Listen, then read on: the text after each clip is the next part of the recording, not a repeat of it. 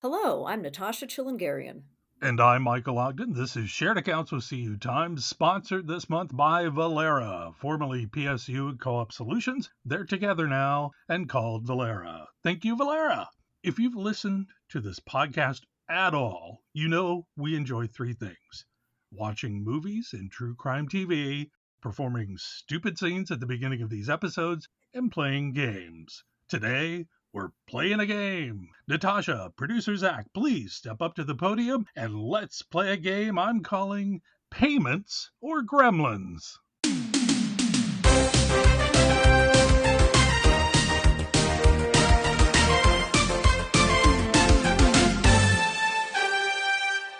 Natasha and producer Zach, welcome to the show. Before we begin, let's get to know our contestants. Natasha, it says here that you are a graduate from the University of Oregon and you collect rocks. Tell us more. Yeah, hello. Yes, so I did attend the University of Oregon. Mm-hmm. I remember moving into a really dark, depressing jail cell like dorm room. Mm. I believe it was actually rated the worst dorm building in the country. So it was pretty scary for me. And yes, I did indeed make it 4 years and graduate. And, I actually think I left my rock collection in that original dorm room. So it's probably, I don't know, it's somewhere in the rubble because I know since then they actually have gotten rid of that dorm building. But yeah, I believe I left it behind, unfortunately, sadly. Very nice. Thanks for taking us down memory road there. Producer Zach, according to my notes, you live in the Cincinnati area, are 7'2", and are somewhat of a recreational magician. What's that all about? Well, I prefer the term illusionist, but Fair enough. yes. And I would also like to add that, like Natasha, I also attended a college and eventually graduated. That's fine. I didn't ask about that. All right, let's get to the game, Payments or Gremlins. This is a game where you have to answer the question, is it a payments platform or the name of one of the gremlins from the 1984 movie directed by Joe Dante? Now, I'm going to say a name, and you two buzz in with your answer. For this format, let's have you yell out the word buzz. The first person I hear say buzz, I'll call on you for an answer. Got it? Got it. Okay. All right, let's play. Oh boy. Okay, here's round one. Mohawk. Buzz. Yes, Zach. Gremlin. Correct. Moving on to round two. Aiden. Buzz. Natasha. Gremlin? Incorrect. Oh no. Zach, I'm going to let you guess. Payment. That is correct. All right, moving on to round three. Stacks. Buzz. Natasha. Payment? Correct. What? Woo! Round four. Stripe. Buzz. Producer Zach. Gremlin. Correct answer is both. Oh wow. Oh, come on. Okay, Really? round five. Okay. It is. It's both. Round Interesting. 5. Flasher. Buzz. Natasha.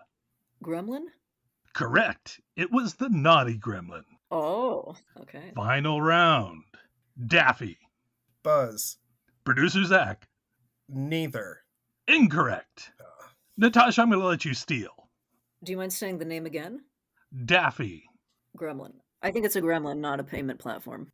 You are correct. I could not find the right answer, but you are correct. Okay. I didn't think anyone would name a payment platform that, but who knows? You never know. Names are changing a lot these days. It's hard to tell. Natasha, producer Zach, thank you both for playing Payments or Gremlins. And for our studio audience, welcome to Shared Accounts with CU Times.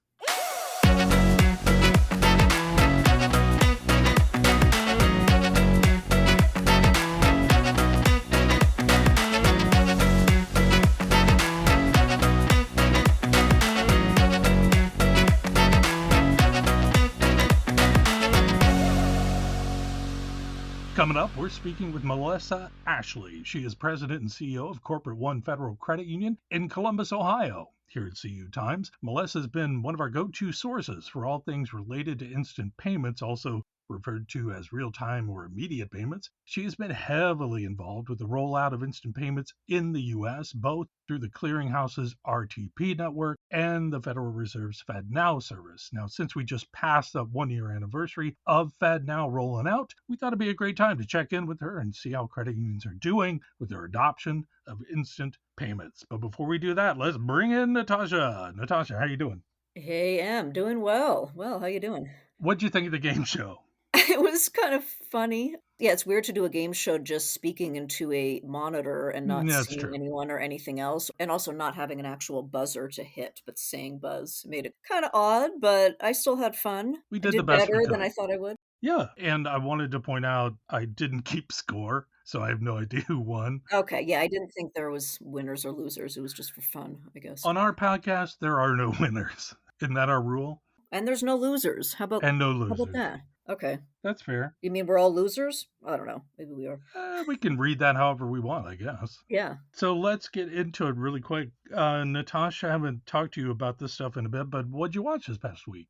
Let me see here. Well, it's funny that with Gremlins, I was thinking about when I watched Gremlin. This wasn't this past week, but I watched Yeah, Gremlins, the movie, during the pandemic when we had all this time to catch up on TV. I sure. just love that movie. It's kind of a fun, under the radar, even like a Christmas movie. Yeah, I agree. Like Die Hard is like a sneaky Christmas movie. It's one of those, so that's fun. I also agree. Yeah, wanted to mention that. Another thing, I actually just finished all of the available episodes that are up there right now of Unsolved Mysteries. Of course you did. Okay, And it's great. like a reboot. And I will also say that the original Unsolved Mysteries Uh-huh. with what was that guy's name? Robert Stack. Robert Stack. Okay. I loved that show when I was like a little girl, like maybe 7 or 8 years old. Okay. And yeah, I remember just I don't know what it wa I think I just liked I don't know if I paid attention to the storyline, but I don't know, I just loved that the guy and just how creepy he was and, like, the intro music was, Yeah, like, my he favorite made thing. that show. I felt even at the time, Robert Stack was just so menacing. The He was way so he good would at it, yeah, intro the thing, and then thank God he was in the movie Airplane, and he was hilarious in it. yeah. Did you have any kind of favorite odd childhood shows when you think back that you liked that were unusual? When I think back, there was a show called Space Giants. Hmm, I don't know if you know that I don't one. know, I don't It was a Japanese show Oh, that they just dubbed in English, and the mom and dad and son they were kind of robots that could turn into rockets. oh, wow, okay. Interesting. Goldar, Silvar, and I can't remember the boy's name, but I loved that show. Wow. Well, pretty good that you remembered a few of the names. Space Even Giants. that, yeah, okay. So yours is Unsolved Mysteries and mine is Space Giants? Okay. Apparently, yeah. That's I funny. love finding out these things. Well, Great. going to more recent TV watching, Uh-huh. anything you watched this past week that was worth noting? You know what? For whatever reason, I decided to go back and I hadn't seen it since I saw it in theaters when I was 11, but I rewatched Friday the 13th Part 2. Oh, okay. And I'm like, this was fun. And so I went back and then I watched the first Friday the 13th. All within 24 hours. I watched them both. They were fun. Okay. Can always count on you to watch an old school horror. That's one thing that's for sure. It was Yeah, kind of great because it really set up what horror movies became. You watch it now and it's super silly, but right, also you're like, wow, this was pretty edgy for back then. I remember seeing it in theaters. right. Now remind me, because I mean, I may have Mm, seen it, I can't recall, but now that's the Freddy Krueger and, like, the weird mask. no. Oh, no, okay. Well, the first one, Friday the 13th, is kind of the origin story of Jason Oh, yeah. because the mom, I'm not spoiling anything. This thing's 40 years old. The I no, mom is the obviously not. killer, Jason's mom. But then in the second one, Jason is the killer. Okay, But gotcha. the hockey mask doesn't come into play, I don't believe, until part 3. Oh, okay. Alright, so that was He's later on. literally wearing a bag over his head in part 2. Well, I remember there was one, wasn't it called Freddy versus Jason? And it came Oh, out, like, much sure. later. I think I saw that maybe at, like, a drive-in movie, so there Sure. will be, like, drive-in movie theaters, and they'll just be playing some random but it's more about, like, "Oh, I just wanna go to the drive-in, I don't really care what the movie is, I'll just pick the one Mhm. that I might be interested in the most." I think that was one that, like, we went with, but I don't Yeah. remember it at all. I think if you add together all the Friday the 13th and all of the Nightmare on Elm Street. It's like 17 movies or something, or it's Oh an my insane goodness. amount. Yeah, They went wild with that. Okay. they did. No, that's fun. It was. Do need to go back and watch some of those. I tend to just I don't know, for some reason, I'm more into the true crime versions of that. Hey, man, you like what you like. I guess so, yeah. Although I will say the unsolved mysteries, going back to Mhm. that again real quick, it was interesting because now they're all either, like, just an unsolved like a murder, like a cold case Okay. that never got solved. They'll either do Yeah. that, but then they've been throwing in these episodes that are all, like, supernatural, and the Oh. last one, the final one that was available that I watched last night was about the Mhm. Mothman, and I'm sorry, but this is ridiculous. I don't know. Have you heard of this? And there were No. people that are like, "Oh, no, I wanna say," and it was this huge winged humanoid with these red eyes, and it just stared at me, and I'm thinking, "Well, if this just recently happened, like, why isn't there a video?" Like, everyone whips their phones out, like, the Sure. second something dramatic happens on a subway or, for Uh-huh. public freak out on Reddit. I can't really that's a stretch for me. I can't quite believe those types of, like, I saw this crazy being and then it Yeah. just disappeared. I don't know. You know what? This would also be a good topic for our Halloween episode this year. Exactly. See, well, I'm getting ready for Halloween. It's not that far off. No, it's coming. Yep, it is coming. Anyway. All right, well, we should move on from our Let's. weekly horror discussion Okay. back to our interview.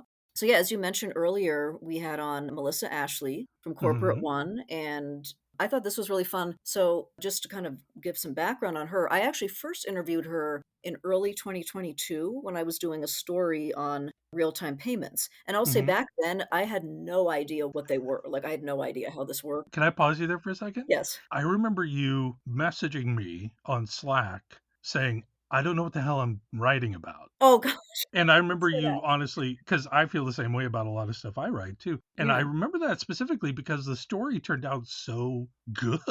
Oh, okay. Well, thank you. I appreciate that. That's a very vivid memory of mine. Very interesting. Okay, because I wanted to credit Melissa for that because Yeah. I remember going to this interview and it was like, I was honest. I was like, I really have no idea. Can you tell me like I'm in first grade? One of Mhm. those. She's just so patient and nice Yep. and really explained a complex topic so well. Mhm. And that's probably why the story turned out good because I had a really good source who was really helpful. Yeah. There's a lot of times we come across that, right? Yeah. We didn't go to school for finance or anything that these credit union executives did. They really, Right. obviously have that knowledge. Mhm. So yeah, I really appreciate it when sources do that and really are patient with the fact we Oh, don't yeah. quite get it. Yeah, and I've interviewed her a few times since then on stories about this topic. And as you mentioned, she and her credit union, Corporate One, it's a corporate Mhm. credit union, obviously, they've been really at the forefront of the instant payments movement. So she took us back to how she first got involved, why they were involved so early, and then kind Mhm. of got into, how they're helping give credit unions what she calls the white glove treatment when it Yeah. comes to implementing instant payments, or as she calls it, immediate payments. Yeah. So, yeah, we have all of that and a lot more coming up next. Hey, listeners, this episode is sponsored by Valera, formerly PSU and Co op Solutions, the nation's premier payments credit union service organization, and an integrated financial technology solutions provider. Valera serves more than 4,000 financial institutions throughout North America, operating with velocity to help its clients keep pace with the rapid momentum of change and fuel growth in this new era of financial services. Valera, thank you so much for sponsoring. Check them out.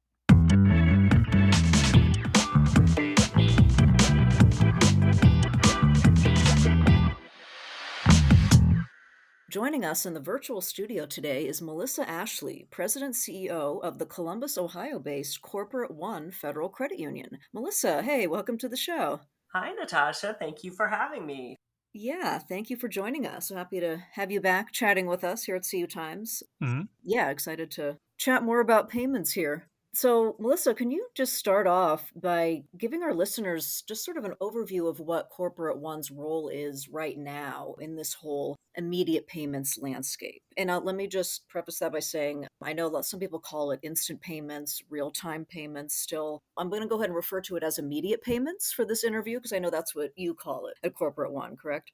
We do. We call it Yeah. immediate payments, but I understand if we call it other things, that's fine too. But yes, for the most part, There's a immediate lot of payments. different words being thrown around, so yeah, I'm trying to keep it consistent. So yeah, what's kind of your role right now from Corporate One's standpoint, and what services are you providing right now to your member credit unions that will enable them to utilize immediate payments either themselves or offer them to their members? Yeah, so Corporate One, as a corporate credit union, we serve credit unions. So they are our primary focus. We're fully dedicated to serving credit unions and the credit union network. Our mission is really to elevate and empower the credit unions to serve their members well. And so we want to stay ahead of the curve. We want to be on the cutting edge of what's happening in the immediate payment space. So our focus has been very steady for the last decade, making sure that credit unions have a seat at the table as these new immediate payment rails were being built in the US. Our goal was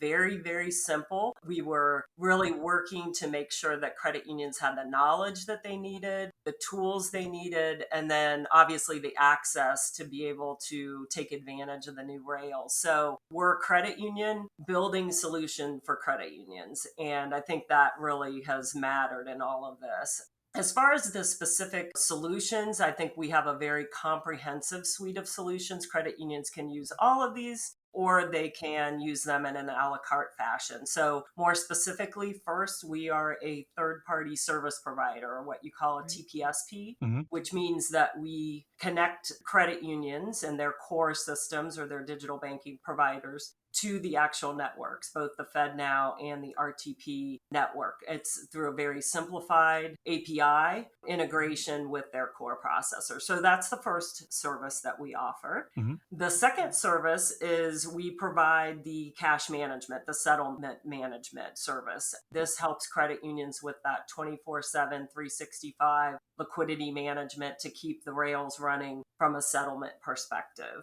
We also help credit unions manage the FedNow service participant profile. Hmm. That's a pretty easy service that they can leverage. And then lastly, because we are a financial institution, we can also be a participant on these networks, and we are. And so our credit Yeah. unions that have accounts with us can send and receive transactions from their account at Corporate One. And they are finding ways to be more competitive, to be more efficient and effective. And it's an easy way for them to learn about the new rails, take advantage of them in a very easy, low cost manner. So, those are the solutions. And I would also say that one of the big things we've done is to be a thought leader and to be an education provider for credit unions. Hmm. Yeah. We've been in this business now for, like I said, a decade. And so that's Yeah. been a huge part, leveraging that deep level of expertise to provide knowledge to credit unions. So, Melissa, ramping up to this question I have, I'm going to provide a tad bit of context. Historically, Corporate One, you all were early to the immediate payments game, starting off as a member of the Federal Reserve Faster Payments Task Force way back in 2015, and then connecting to the clearinghouse's RTP network in 2020, as we recall from a previous interview. But what led Corporate One to become a key player in the faster payment space so early on? And what have been the benefits of being early to the game? Yeah, Corporate One has been supporting credit unions with payment services for decades. Hmm. We were instrumental when credit unions were implementing Check 21. We've been helping credit unions, obviously, with ACH services and evolving their capabilities with that payment type. And so, with payments being one of our core lines of business, we are scanning, obviously, the landscape for changes that are occurring. And so, like you referenced, way back in early days, we noticed that, legacy payment transactions were decreasing, meaning checks. We saw that there were other new payment rails being developed overseas. We were hearing merchants talk about the need for changes in the US payments infrastructure, Yep. particularly around their capabilities that they were building in the e-commerce space. And so we made a very strategic decision with our board and our upper management to get involved early. And we didn't know, obviously, at that time what it was going to look like. None of the Right. payment rails had been developed yet, but we knew we needed to be involved. We knew that it was important for credit unions to have someone representing the credit union voice at the table as these new payment rails were being built. So we took on leadership roles. We Uh-huh. got involved, like you said, in the Faster Payments Task Force and really developed a deep level of expertise. And so when you asked about, the benefits of being early to the game, I think just being able to develop that deep expertise, Yep. making sure that the credit union voice was heard. So it's not just the largest banks in the US that are able to take advantage of this. We have built the solutions that help credit unions connect to the networks. Hmm. And I would say also, in doing that, we have integrated 6 of the leading credit union core systems in the US that make it easier for the credit unions to connect. And in some of those cases, we partnered directly with those core providers and we accelerated their capabilities. So this is helping credit unions of all sizes, it's helping cores of all sizes, and really allowing the immediate payment rails to be more ubiquitous than I think they would have been had we not been kind of leading the charge from the start. Yeah, and I just want to point out, I know it says 2015, that was just 9 years ago, but in the payment space, that might as well have been 200 years ago by how fast everything's gone. It is certainly moving faster than ever. Yep. Right. Well, and I bet it looks different now than what you probably imagined in 2015.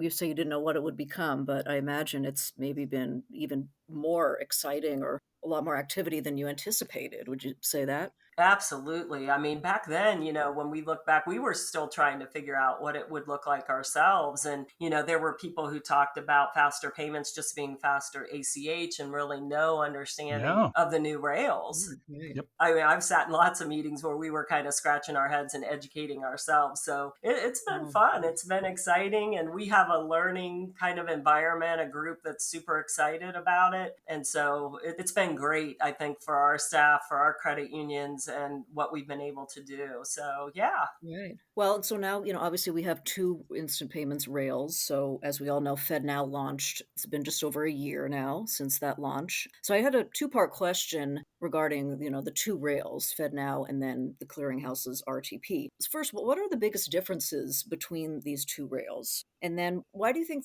because it really seemed like there were a lot more interest from credit unions with the FedNow. And I'm sure there's some reasons behind. I know that FedNow was marketed a lot, and then RTP seemed to be a little more catered to large banks. But can you kind of explain that a little bit, kind of the differences between the two rails and what attracted credit unions to FedNow? Absolutely. Like you said, there are the 2 rails. Effectively, they really do the same thing, right? The 2 rails allow the transfer of funds between financial institutions in seconds on this round the clock capability. So 24/7, 365. The networks themselves do the similar things, but the differences come in how long I think the networks have been around and the volume that they've generated so far. Like you said, the Federal Reserve just started the FedNow service in the summer of 2023. And so their first payments were just taking off then, which means they haven't published transaction volume, but I would suspect they're fairly low as they're building up the receivers and the senders. I think that Mhm. it will certainly grow over time as they mature and they onboard more senders. But right now, I think most of the volume is actually over on the RTP rail. And that's because they've Huh. been sending payments since 2017. Mm. So,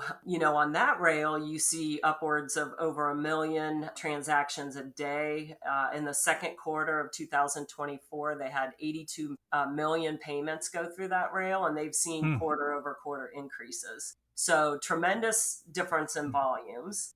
There is, some nuances that financial institutions need to understand. There's a difference in settlement. So they work a little bit differently. The settlement occurs on the RTP network through a joint account at the Federal Reserve Bank of New York, whereas with the FedNow service, it settles through the financial institution's FedMaster account. So a little difference there. Transaction limits are different. The RTP network, you can send up to $1 million, whereas FedNow is 500,000. So a Okay. bit of a difference on the transaction limits. Now those may change over time. Sure. Right now they're different. I would suspect that they'll increase as folks get more comfortable with these limits and the networks get more comfortable, that they'll increase those. And then again, for the financial institutions, kind of understanding the settlement models, the RTP network operates on a pre-funded real-time gross settlement model, which means that the financial institutions need to pre-fund the money. They have to have money sitting at that joint account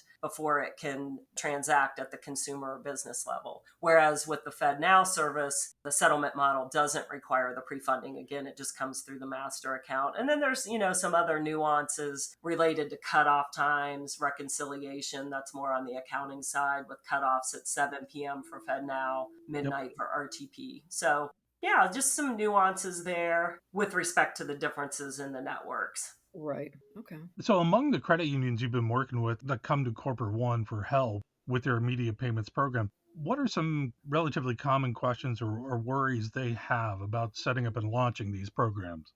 First of all, obviously, the effort to get started. I know that a lot of the credit unions worry about the effort to get connected. They have a lot of things on their plate, existing staff workloads. And so for us, one of the things we tried to do is create a white glove treatment where we streamline these processes. We've worked closely with the cores to try to make it as easy as possible. In fact, in some instances, credit unions can sign a contract and they can be live in 45 days, depending on the core. So Ooh, we've really tried to make that as simple as possible. Also from the education standpoint, getting them comfortable. I love it when I reach out to the credit union after they go live and ask about the implementation, and they tell me, oh, it was great, it was easy, much easier and painless than they expected. that's Yeah. good. I do think that they worry about staff and support. Here's Uh-huh. yet another payment rail that they have to Yeah, yeah. support.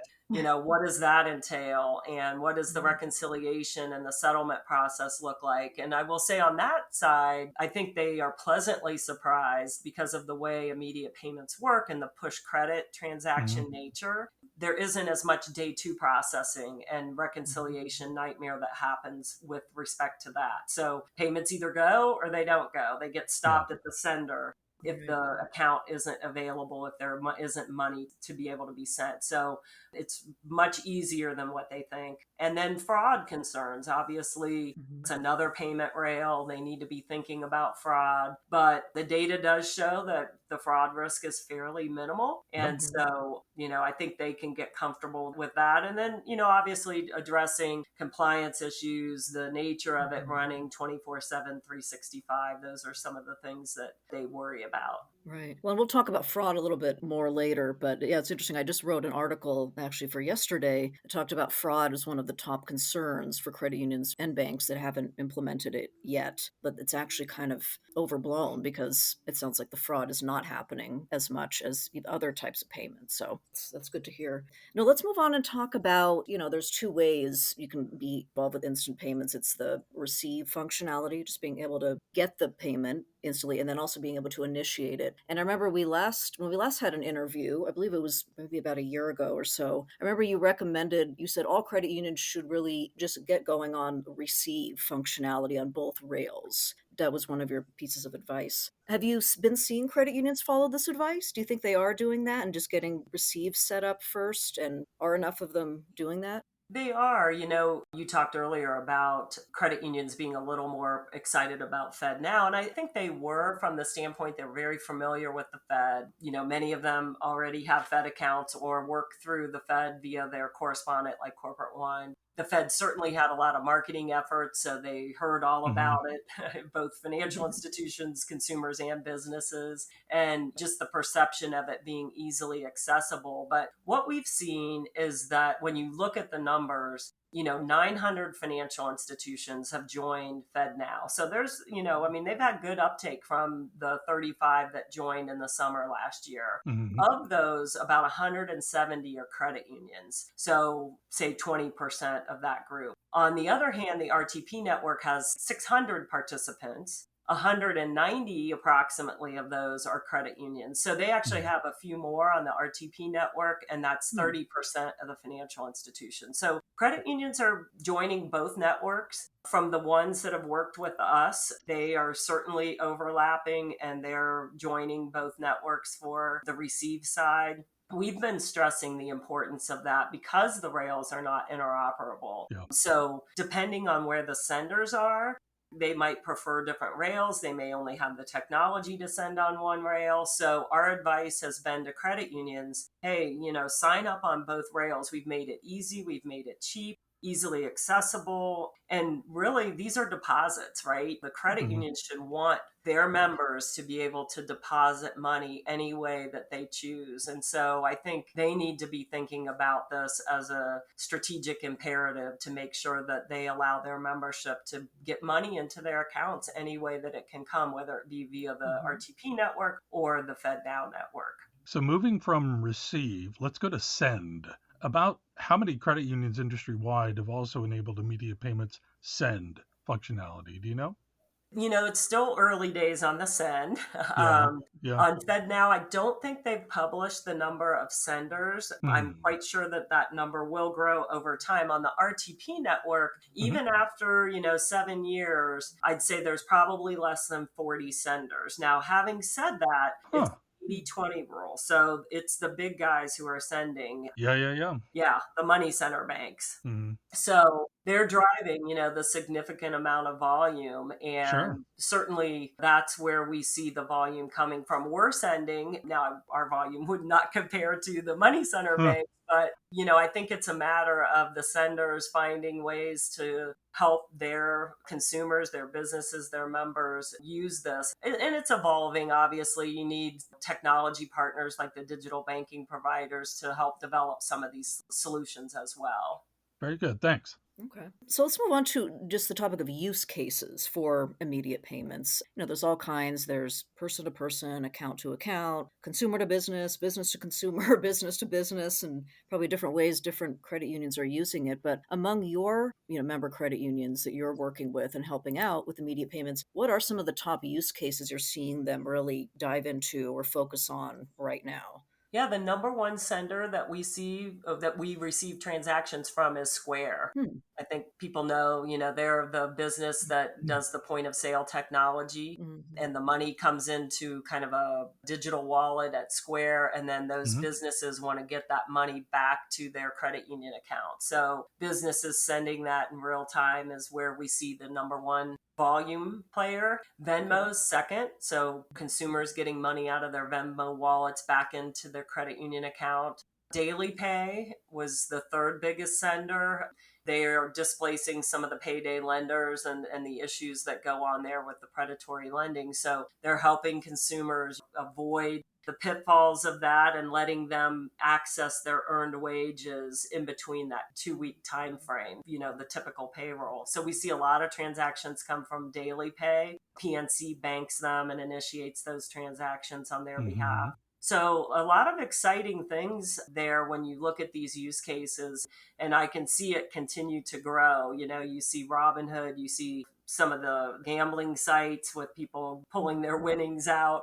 Yeah. So a lot of interesting use cases, and I think it's only going to grow. And that's more on the services we provide, connecting the consumers and the businesses at the credit unions. We also have our solution where we help credit unions send, and they are funding consumer purchases of vehicles, cars, RVs, Hmm. Mhm. boats. So they are sending money to the dealers to fund those transactions. The credit unions are doing their ATM and Visa settlement. They're sending money to title companies for mortgage closings, and then they're using it for their own accounts payable, vendor payments, to their software providers, rent. They're doing this instead of writing checks that could be subject to interception at, the mailbox and the Yeah. possibility of check washing. So it's Right. been exciting. Yeah. Looping back to the fraud issue for a second, do immediate payments carry any unique fraud risk for credit unions?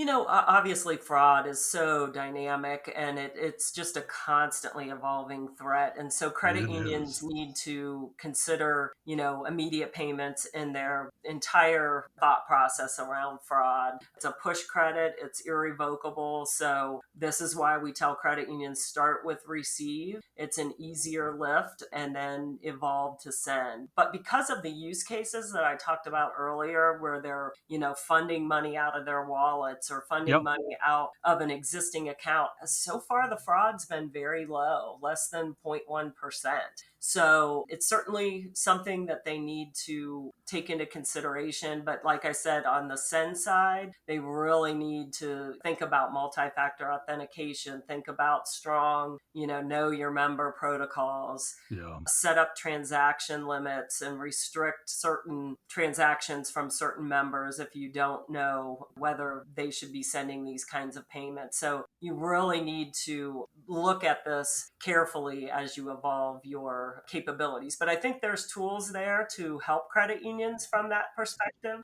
And they shouldn't be afraid of it. It's just figuring it out and tackling it because you got to get there. You know what? You have a very calming presence to this topic, and I really appreciate it. Just listening to you today is like, why isn't everybody just jumping on board? It's very I nice. hope they do. Obviously, I think it's Yeah. important. So I do Sure. think if it's awareness, right? Yeah, yeah, and it's coming across, is what I'm saying. It's really nice. Melissa, I should have you talk to my parents about doing more digital payments because it's funny. I think just last week they had someone go do a job for them, like a handyman or whatever. And he's like, "Oh, you can send it to me on Venmo." And they're like, "What? What is that?" And they're like, "No, no, we're going to mail a check. I don't feel comfortable with that." And I'm like thinking, dude, you know that there's more paper check fraud happening now, and digital is actually, I guess, in some ways safer. So anyway, that's kind Yeah, of a funny thing, I hear generational. that from credit unions all the time. You're right. Really? Hmm.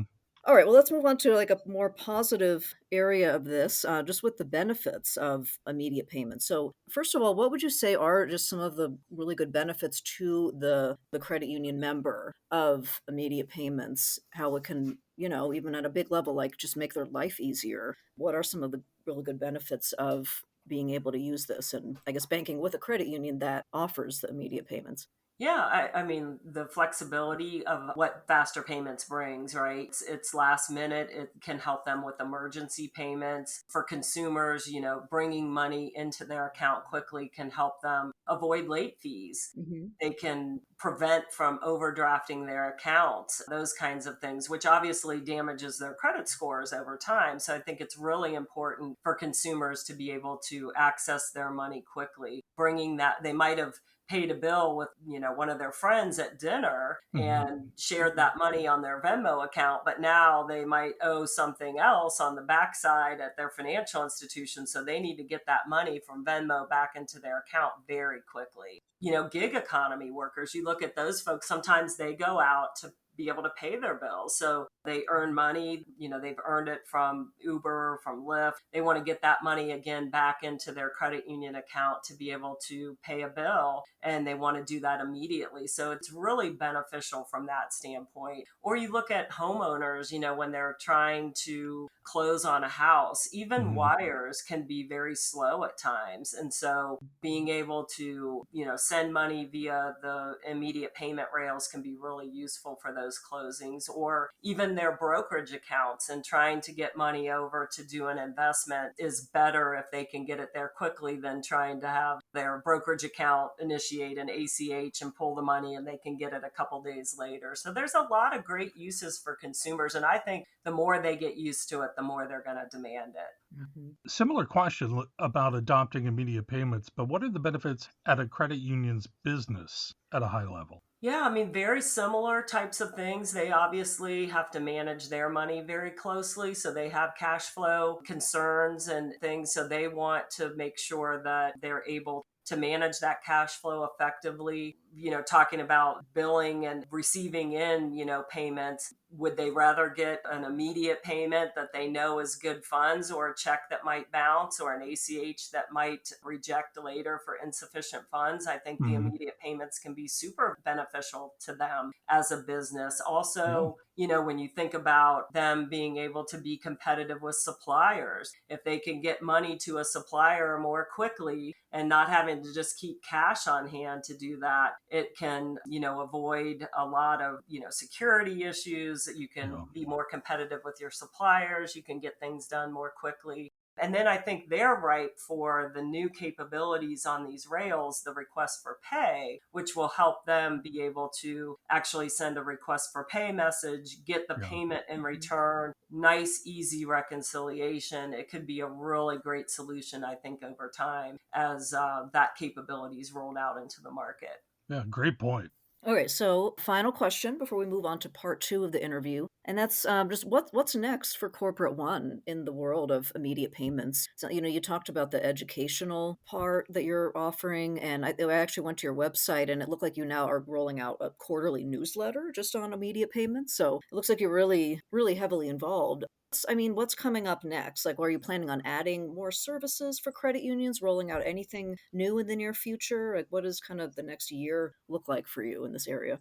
Yeah, I mean, we're so excited. We're not going to slow down. I can tell you we are fully committed, first of all, to make sure that all credit unions in the US and all cores are connected to the rails. It is really, really important for the networks to be ubiquitous. Consumers and businesses need to be able to send money to any FI in the US. That's going to be Mhm. important. We are Mhm. evolving and working closely with front end experience providers like the home banking and the mobile providers to help develop the integrations necessary for send. So that's really important because the more senders you have on the networks, the more volume. And obviously that helps with the long term viability and success of these rails. So that's important. We're also really digging around with credit unions and their operational support partners looking to streamline existing internal processes. These might be processes where they're using legacy payments and they can be more effective, more efficient if they leverage the new rails. And then, like I talked about, Corporate One has a send experience. I think there's more we can do for credit unions, so we want to improve that. And then exploring that request for pay, hardening our capabilities around that and our expertise, because I do think that there are a lot of things that can do for credit unions themselves in collecting loan payments, and then what they can do for their consumers and businesses if they can roll that functionality out more broadly. And then, working with technology providers, I think there's just so much innovation that can occur and that, new things that are happening in the space. And, lastly, we just want to remain on the forefront and do the education and leverage our expertise to help credit unions. And so I think it's essential for us to stay ahead of the curve and to help credit unions continue to innovate in this space. So there's definitely more to come. Very excited. Great. All Great. right. Well, sounds like you'll be busy, and we appreciate the ongoing enthusiasm and ease you're providing to this area for credit And unions. your staff right now is like, wait, am I taking a vacation? They're What's like, happening? I'm a big surprise. Yeah. Okay. All right. Well, awesome. We look forward to hearing more about it in the Oh, near yeah. future. So, okay, Melissa, let's move on to the fun part of our interview. And this is all about you. Are you ready? Very good. I'm excited. Thank you. Okay, so first question, where did you grow up? What's your hometown? Yeah, so I grew up in Delaware, Ohio. It's a suburb Okay. on the north side of Columbus, Ohio. Okay. And can you tell us any fun facts about that hometown? I've never heard of it. I'll say it sounds like Michael might want to jump in here at some point as well Oh, because no, he's go ahead. Go been ahead. well, you have experience in Ohio. I've been there once for like an airport thing, but that was it. Oh no, you have to come back, Natasha. I It's a know, big I really state. do. Like, what can you tell us about Delaware then? What is like a fun fact about that town? So I went to Rutherford B. Hayes High School, and it's of course Mm. named after our 19th president of the United States, who was born and raised in Delaware. And Oh. then we are also known as the Delaware Pacers, and that is a reference to the fact that we are the home of the Little Brown Jug, which you probably maybe have never heard of, but it's one of the Mhm. races in the Triple Crown of harness racing for pacers. So the race happens every year. It's part of our Delaware County Fair. This year it's going to be on September 19th. And Mm. a lot of people in Delaware, a lot of people who are in harness racing obviously get super excited about that. Mm. I did a very short, very brief internship at a Delaware radio station. It was a real Oh, garbage outfit. They just didn't, they couldn't pay or anything. So I was that only was there your like a day. unpaid college Yeah, that was a internship? very Yeah. quick one. Then I went, that's why. Okay, Wow. Melissa, I have a two-part question. One, if I say OH, IO. there you go. Just making Go sure. Buckeyes. Yeah, that's what happens when two Ohio State grads are together. That's right. Okay, if you could go back in time, looking at younger Melissa, to pursue a totally different career outside of the financial services or accounting, what do you think it would be? I started school, I wanted to be a doctor. And, Okay. parts of that still interest me. I did not like all the science at the time. And over the years, I've grown way more squeamish of blood and injury. So I don't know if that would have worked out. But I would have liked to have studied probably botany and maybe owned a nursery and raise plants Mm. and help people make beautiful landscape because I Oh, that's too love nice. being outdoors and working in that. Yeah. Sure. Well, and that takes me, yeah, into the next question here, just with the landscaping and botany topic. This was from straight from your bio on their Corporate One website. So don't worry, I didn't do any more internet stalking of you beyond that. But I read there that your family owns a sweet corn and produce farm. They do, yeah. Yeah. So I wanted to ask you a little bit about that. So how long has that been in the family? Yeah, it's a huge part of our family. It's been in our Oh, family since 1831 continuously. oh, wow. Long That Man. time. is incredible. Yeah, So it's like a working farm then, right? Like you're it, selling it, it's not it just for is. yourself. It is. Oh, It's a working farm, but we just pretty much sell it right in front of the house, and it's built oh, up quite the following with wow. some Huh. Facebook advertising. So, Very cool. yeah, it's Yeah, really, really Hmm. fun in that area. nice. What's the name of the farm? Cyberling Farms. So it's produce and sweet corn, and we've been doing it for a very, very long time. It used to be a dairy farm way back when, but Yeah. Hmm. cows are 24/7, 365, like immediate payments. Oh, yeah, there you Well, go. That's a we funny should link comparison. to that in the show notes. You know? We could, yeah. You might need to hire a few more people though if we do, get some lot more Yeah, yeah. listeners. Right. Okay, second part, another thing I wanted to ask related to the farm. What is your favorite thing or things to cook from using produce from the farm? Yeah, so we actually, my kids love this. BLTs, bacon, lettuce, tomato sandwiches, but we Mm, doctor those up. Tomatoes are from the farm. We put onions and medium hot peppers that add crunch, and it Nice. is so good. And then we mm, always eat sweet corn. Every meal we have, we're eating sweet corn, and it is picked fresh daily. It's incredible. So very, very tasty. We love the mm, summertime. Yeah, great. 'tis the Very season happy. for sweet corn. Yes, nothing beats Ohio sweet corn. That's right. Melissa, to your musical tastes, what's the first album you ever bought? I grew up in the 70s and the 80s, so I had Sure. a lot of albums. I loved music, I still do. I like Okay. all kinds of genres. And back then, I had a lot of 45s, but I think my first album might have been Off the Wall by Michael Jackson. So that was kind of my Nice. Ah, nice. R&B Alright. disco days. All right. I I used to love that. roller skate. I think you were probably about the same age, probably roller skated to that album. Oh, yeah, lots of roller skating Mhm. for sure. Oh, that's a great pick. So fun. All right, final question here. We like to ask all of our guests this. What was the last movie that you watched? I drugged my husband and my 18-year-old twin boys to see Inside Out. They humored me and they Okay. went. And I did like it. I thought it was very cute, and they did too. Yeah. Okay. Yeah, I haven't seen those, but I've seen like pictures and stuff, and I was like, I could probably identify myself in some of those things, like the anxiety person or whatever. I don't know. It sounds like they do a good job of really like personifying an emotion. So Oh yeah, yeah, they'll have to that's check it what I out. liked about it. I thought that it was a great message. I mean, be kind to yourself. You're not perfect, Right. and grow, Right. do new things, and at the end of the day, try to be happy. And Yeah. so I thought it was great. Oh, Good. that's Yeah. nice. Good to focus on mental health. So, okay. Well, on that note, Melissa Ashley, CEO of Corporate One, we'll go ahead and wrap it up here. Thank you so much for joining us today. This was a lot of fun. Thank you for having me. I appreciate very much. And Melissa, say hey to Columbus for me. It's been a while since I've been there. Absolutely. We'd love to have you back someday too. Will do. Yes, we should have a trip together there.